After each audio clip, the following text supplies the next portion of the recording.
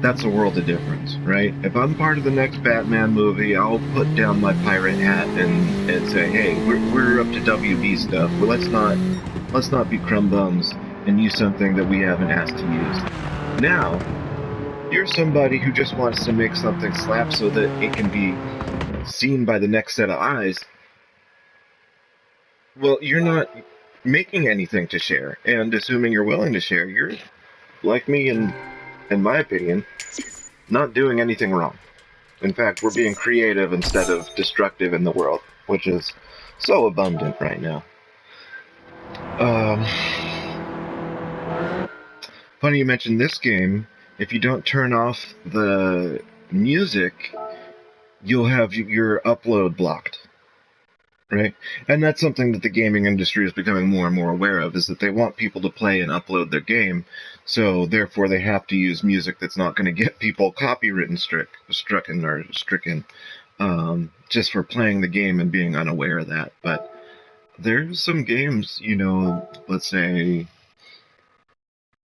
it's a worry, let's say that. Every time you play a game that's old, that's from before, like, 2020 and prior, you may run the risk of not having your upload seen at all. Because in that gaming experience, there's like a copywritten sound or some IP that studio that released that game no longer has the rights to republish, aka somebody playing and uploading it. So yeah, we're just taking on more and more headaches, more and more hats to wear, more and more risks that we're going to get shut down just for doing something we were unaware of even doing. At least give us the freedom to mute whatever it is that's in there at that time. We used to have that as like a go-to, where it's like, the platform doesn't like that that's on there, the rights holder doesn't like that that's on there. Why do we have to make it invisible? Why can't we just mute it? Why can't we... that's how it was. Now it's just like, you do it at your own risk, and you're going to get in trouble probably, and you never really know one moment from the next what it is that's going to get you in trouble. So I hear that, and I say, okay, well, they're not even going to tell me. They're giving me pretty much unworkable terms to do it the way they want me to, right? Sometimes it's just about either compromise or being aware of what's expected and doing your best within that. And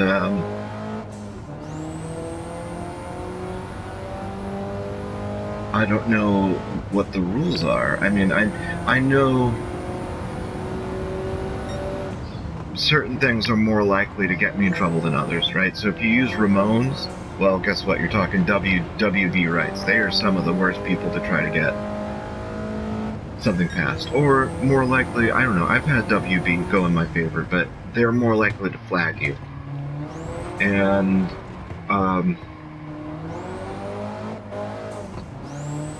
my point being is that, there's certain things you can anticipate often that are going to be a harder case to make than others.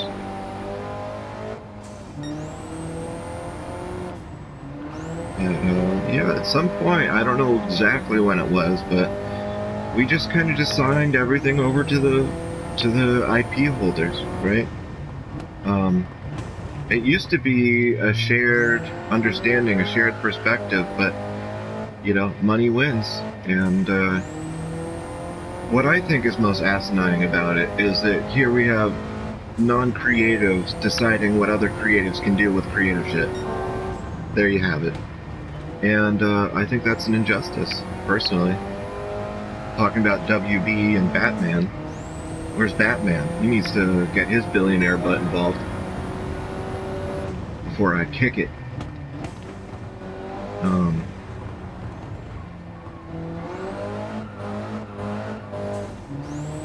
So, that being that,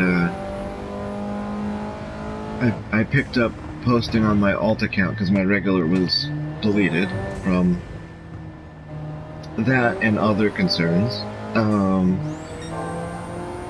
And it's useful for me to just kind of go through certain speeches with you guys as I go. You know, I can maybe take note of which time, or maybe just bring it up once, but bring it up really well in one particular video. I then have the resource of pointing to that video, assuming they don't delete it, to say, hey, this is my my witness testimony to a very complex and ever-changing world that we're in, right? And that's sort of the point, is that so much of, well, business and creative use business is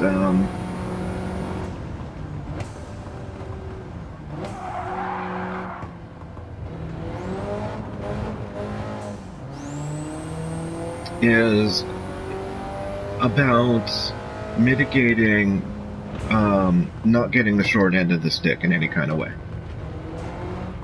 Whether that be a payout, whether that be just some ambiguous thing that they're just kind of maybe anticipating for that they don't even really know will happen. It's about controlling risk and making sure that something along the way doesn't mess up your bag. Well, where else have we seen that? We've seen that in landlords, right? They get the long end of the stick legally, they get all of the rights, it's their property. So really, at the end of the day, you're just kind of paying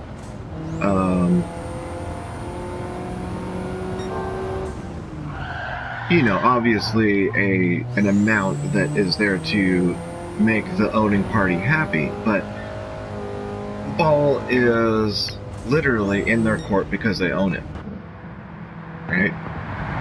We see that in other places. We see that when you take on legal challenges with a larger company. Well, they have a legal team. Doesn't matter if they're right or wrong. What matters is who paid more to be represented in any particular moment. And again, if those are the terms, I'm not going to take them that seriously. Really, you know? It's not worth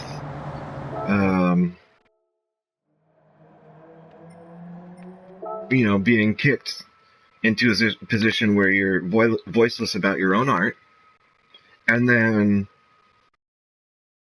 pleasing the opinion and values that put you there. No. You don't get that. You can keep me quiet. You can keep me with too few subscribers to be seen like anybody else might have been, and do all types of stuff. But you're not gonna have me live my life like I need to now be a cheerleader of the bollocks.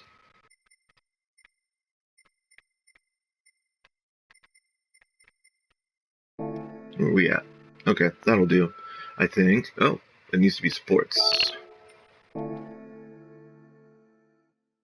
This is correct. Why does it not let me do it? Sports are... That's what that is, right? Oh, maybe the other... Oh, there it is. That'll happen. Didn't change both. Alright. We good to go? Alright.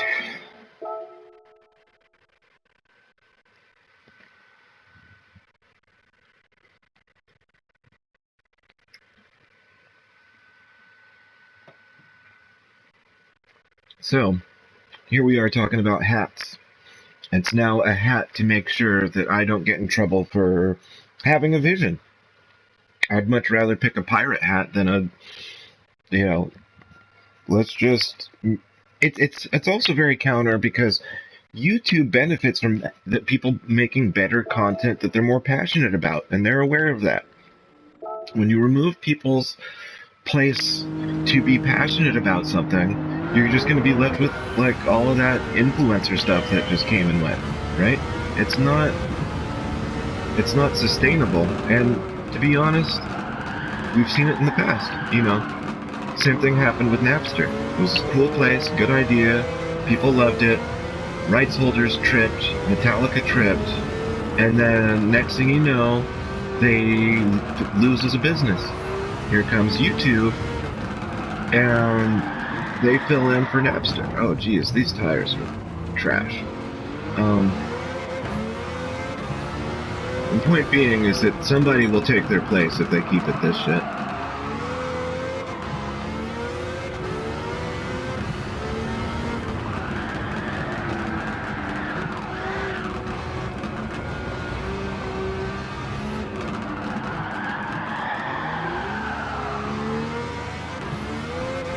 Because really, at the end of the day, the business model is about making the viewer happy so that they're here on the platform. They can't achieve that, then, they've lost their sauce. And the sauce is reliant on people being allowed to make quality stuff.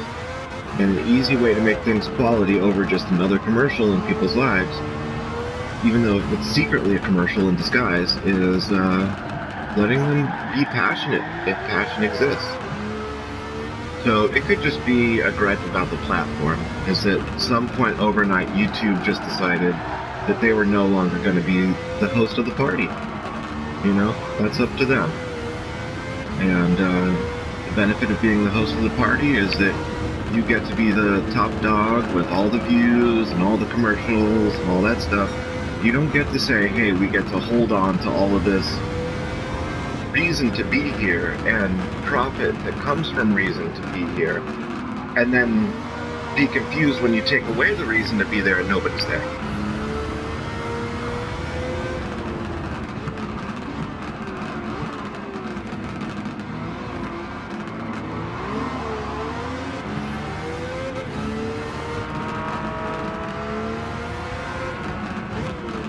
I'll say this is a really fun event. I shot myself in the foot with these horrible tires, but I'm enjoying it.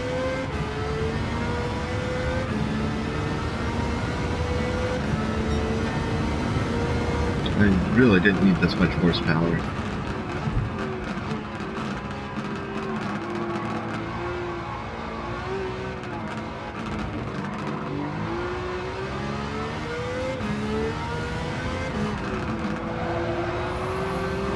We're also in weird times because automated flagging really hinders people's ability to even have an idea that could change from infringement territory to its own creative thing, because a flag went off before that thing took place, right? So an example of this is that I run an online shop.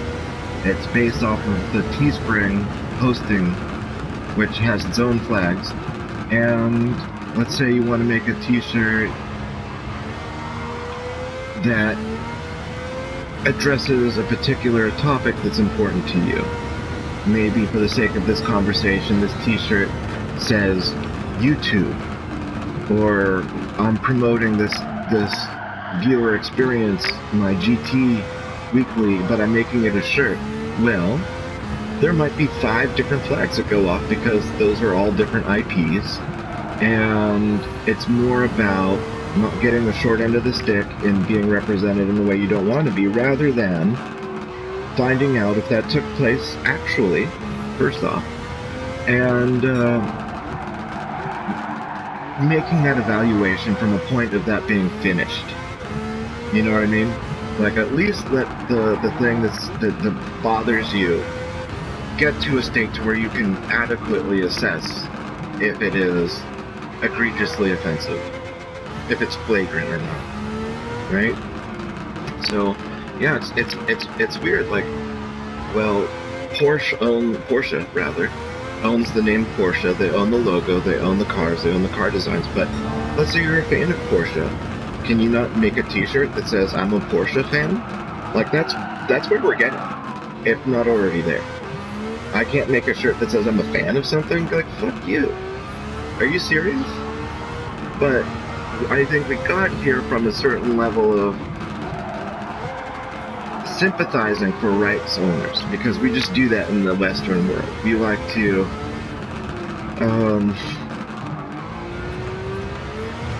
enforce values of paying parties getting what they paid for, right? Well, yeah, you know, that's logical, that's correct, but it's also incomplete. And I think we've gotten here actually kind of willingly. You know, we were like, oh yeah, actually Metallica, you know, they're not making enough on their ticket sales. You know, they need to get like a whole island as well. South Park addressed this. And I think we're seeing what happens when Metallica gets their way. When the Gene Simmons of the world flip out, which to me is so obtuse and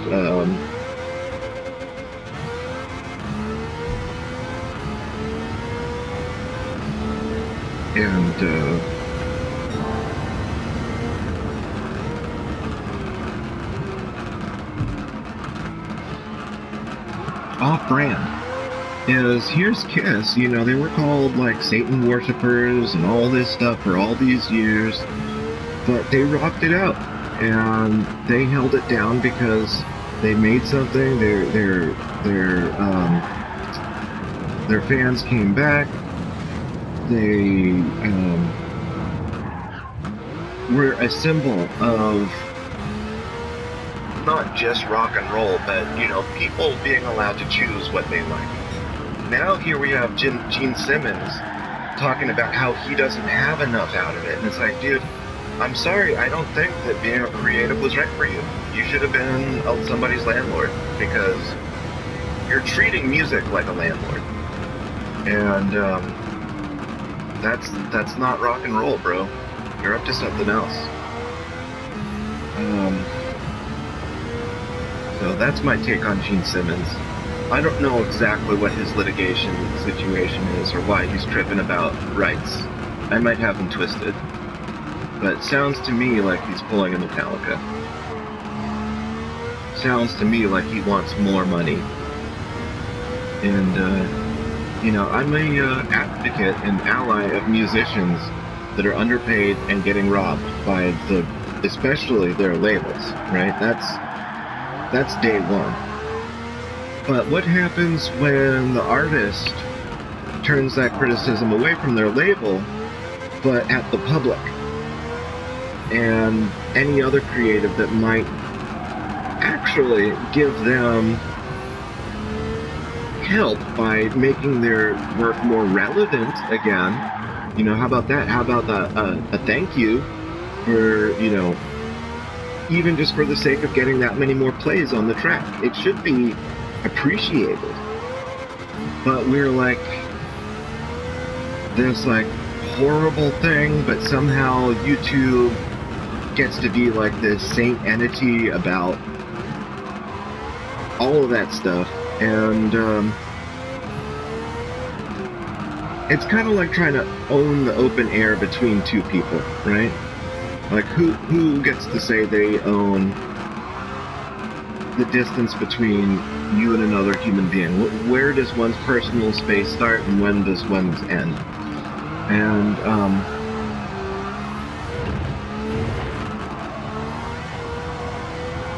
I don't know, we could be at a point where maybe my video has already been flagged to not be seen because I've already sworn too many times. Maybe I make the algorithm uncomfortable because I'm talking about rights too much. But it's very much a captive situation here. We are at the whims of our algorithmic overlords. Beyond just like, oh, okay, well, like, let me make sure this video is as successful as it can be. Like, how about us being in a time where you're like me, where you have your whole channel deleted, and that could have been front page news, but you're too small and insignificant to have anybody rally behind that.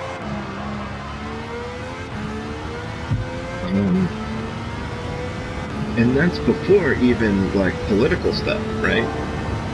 So, God save us.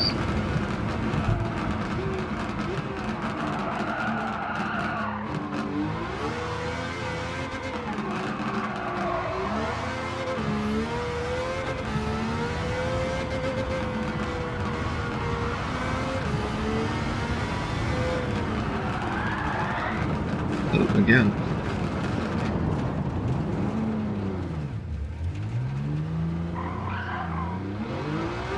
Bad turn for me. It's like really horrible tires.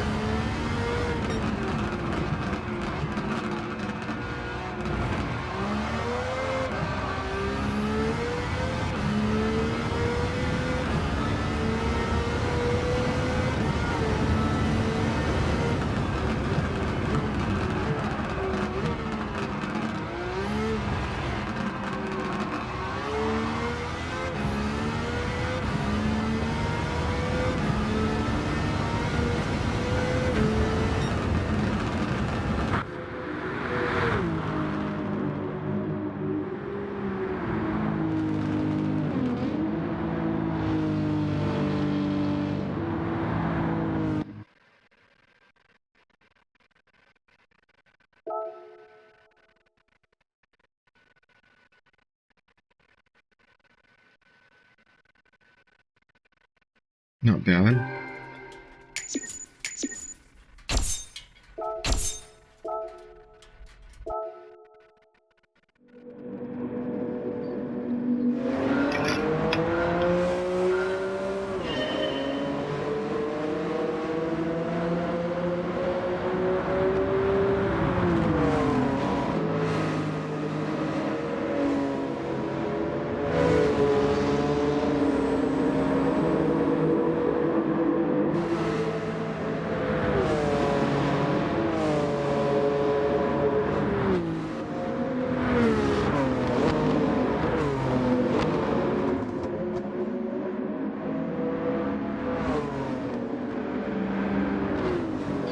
Okay, so I think we've got World Touring 600.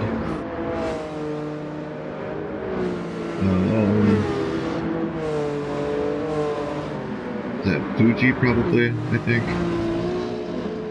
And then we've got a 800 after that.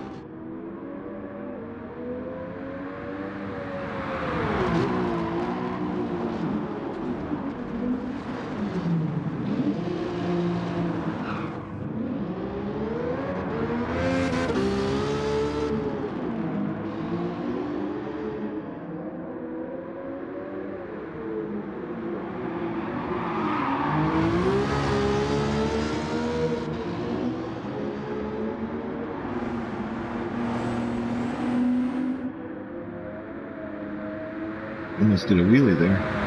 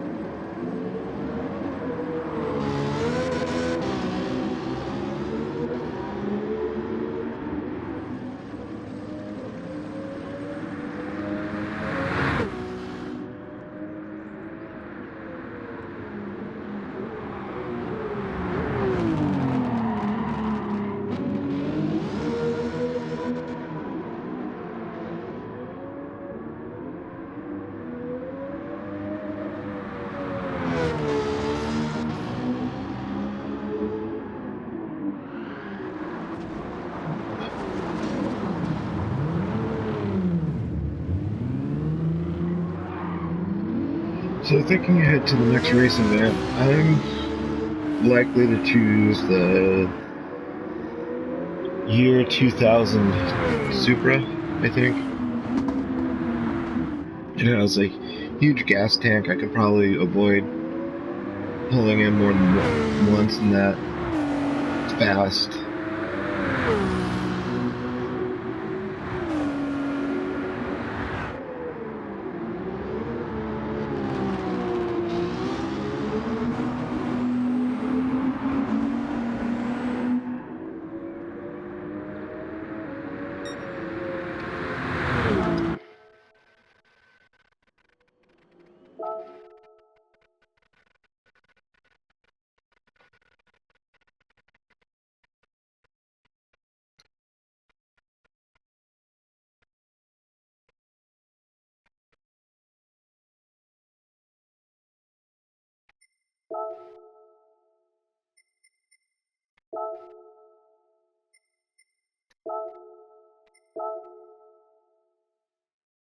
Hey, this is okay. This is yeah. This isn't Fuji. The last one is Fuji. Okay.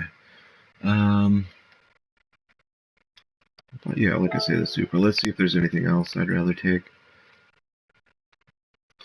600 is kind of a weak class for me.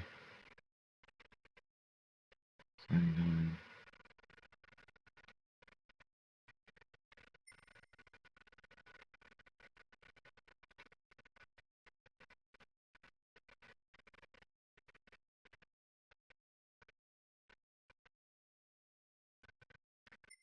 I'm thinking this thing. No. Tires, don't care. Alright, I think we're taking it as is. Oh, there's no tire wear or anything. So yeah, this would be a good choice. I think. What tires do I have on? Sports.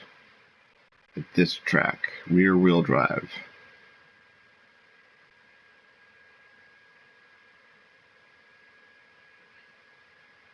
You know what, let's ride it out and get started. It's taken all day just to pick my car. Nobody got time for that.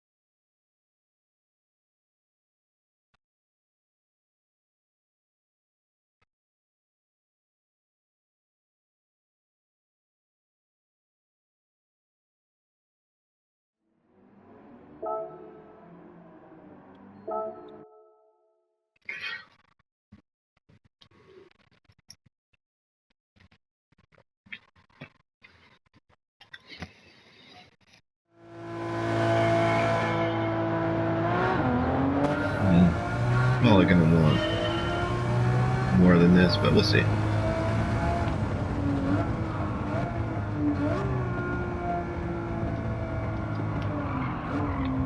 That's something they've done in Gran Turismo I don't appreciate. You can't downshift into certain gears until you're a particular speed.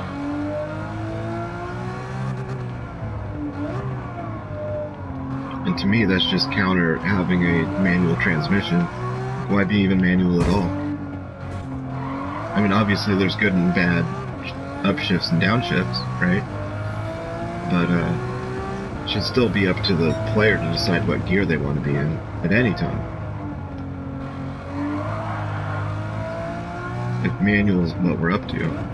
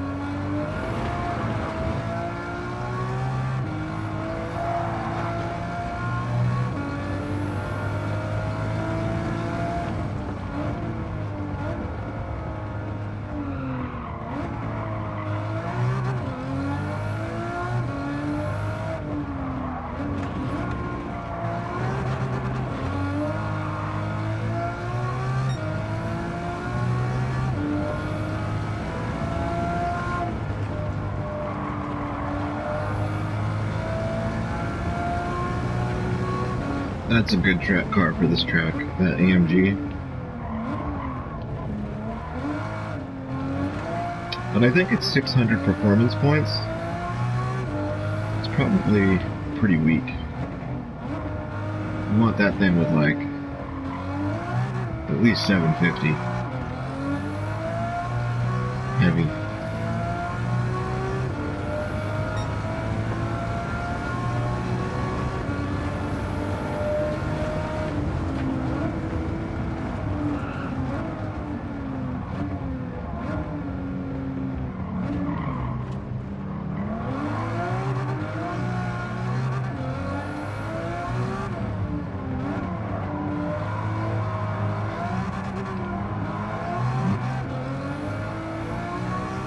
I don't know you.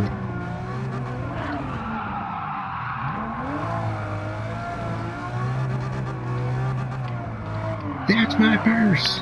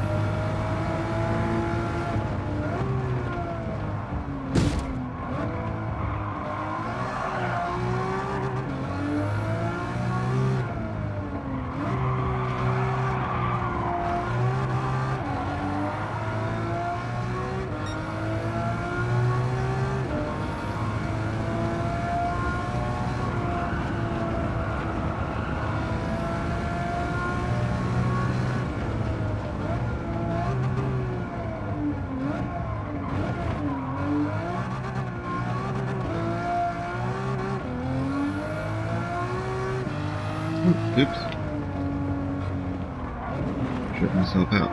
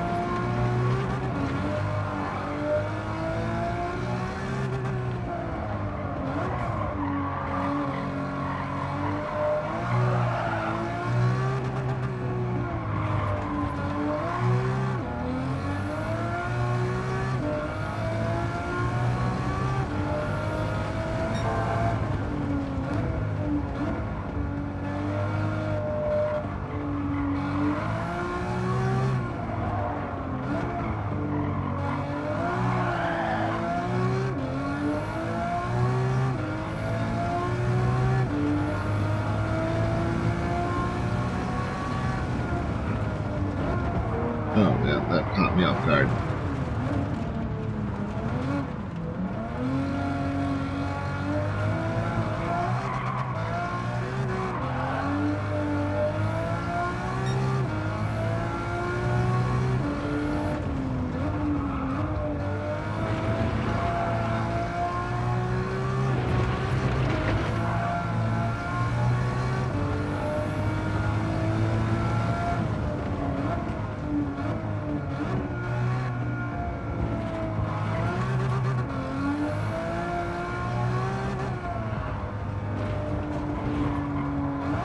Well, see, I was trying to downshift. Tapped that thing like 5 times.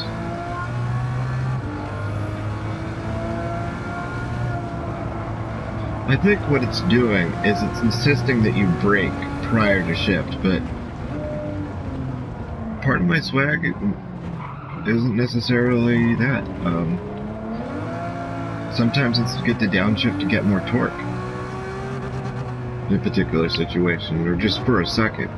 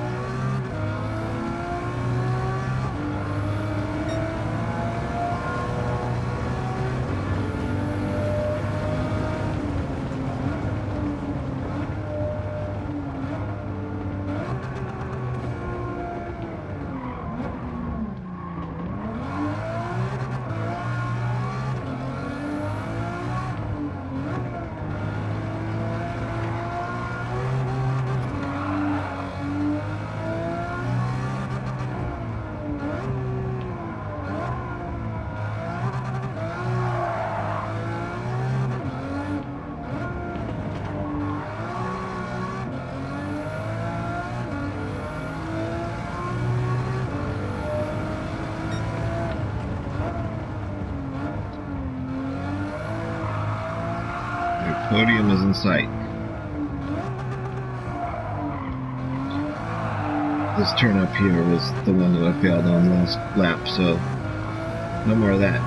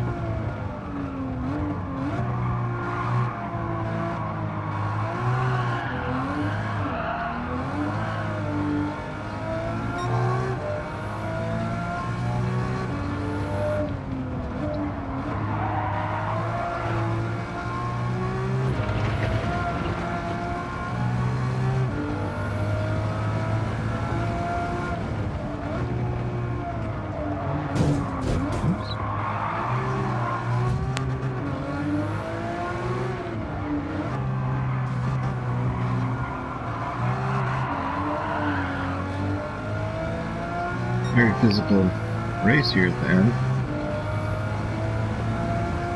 Contact sport.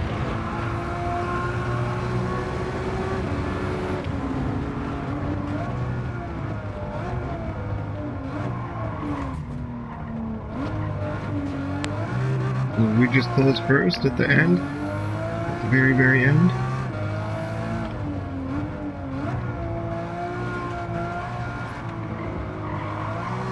Yeah, floor it. Welcome, Beavis. Got it. So it seems to me that in this hour we don't have enough time to take on the event of the week. So, I'll probably make, I will make a secondary follow-up video for the final race. So, that's what happened there. If you're curious about what happened with the rest of this week, it's in the next video. Maybe I'll do a little bit of tidying up here for a second.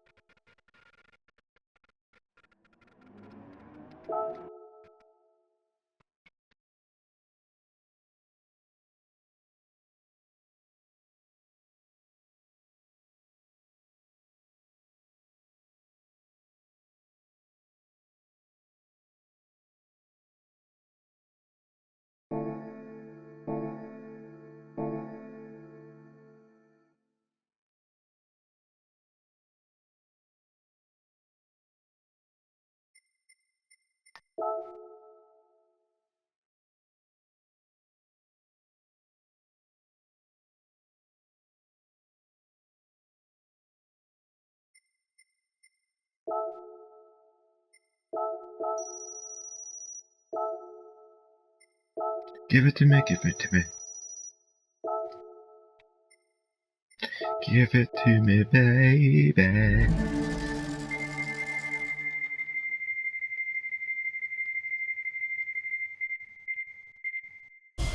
Great. There goes scratch a lotto ticket with that.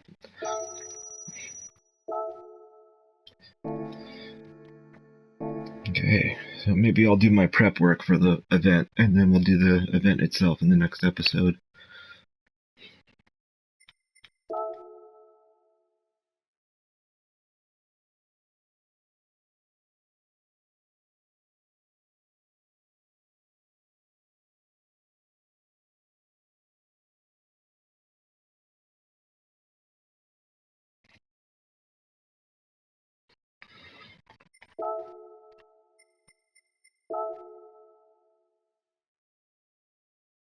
Fuji, I assume, yes.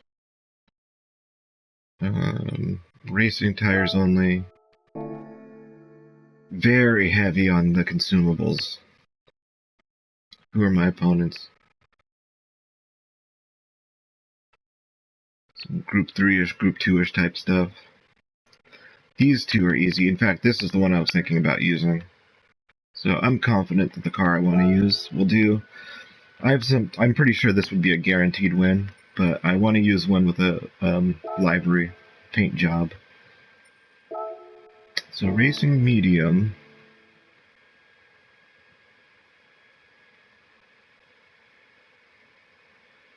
I'm still more likely to run out of gas first.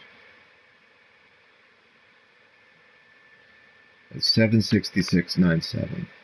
Is there any engine tuning I can do?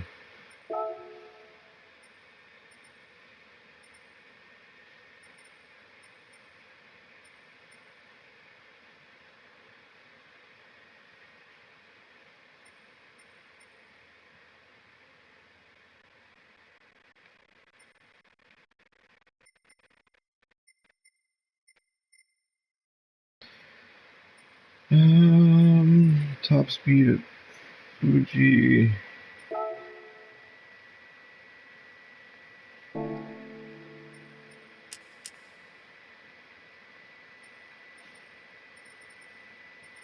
No ballast, no power restriction.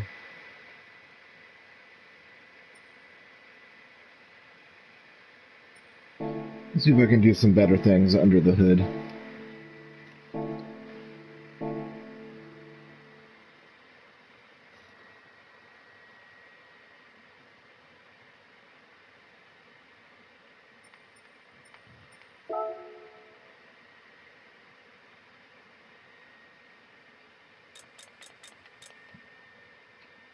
Not there. This thing is probably maxed out. Ooh, I want to make sure I've got some wet tires. Racing medium, racing soft. Yeah, I have tires. I'm equipped.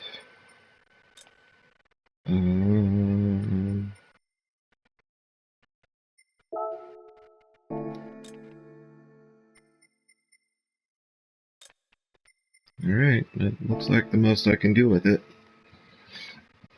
As we conclude our hour, I'd like to say thank you very much for watching.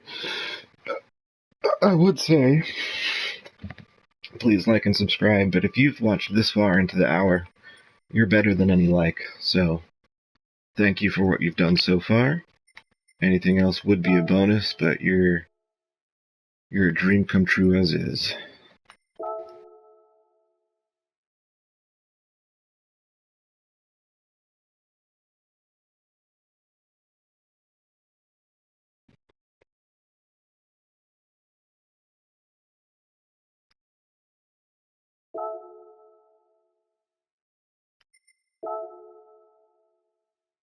And check out the weather.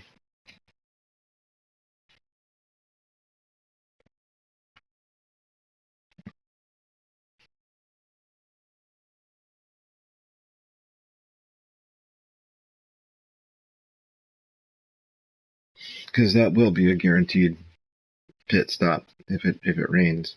And it might start raining. The event might start while it's raining, so something to check out.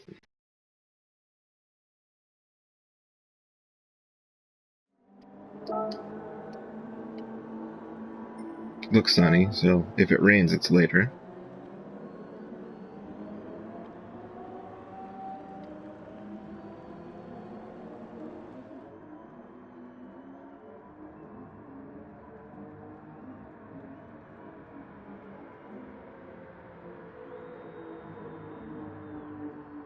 Okay, looking like not gonna rain. I don't trust it.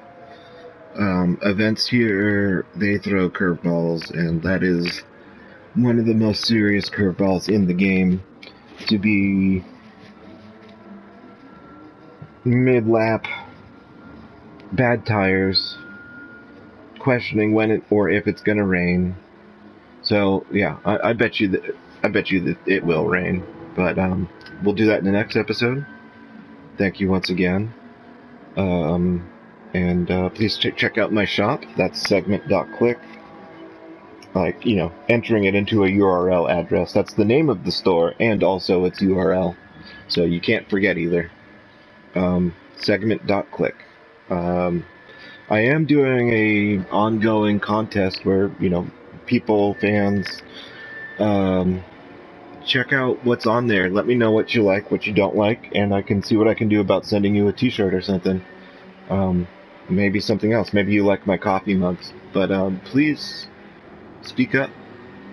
Peace.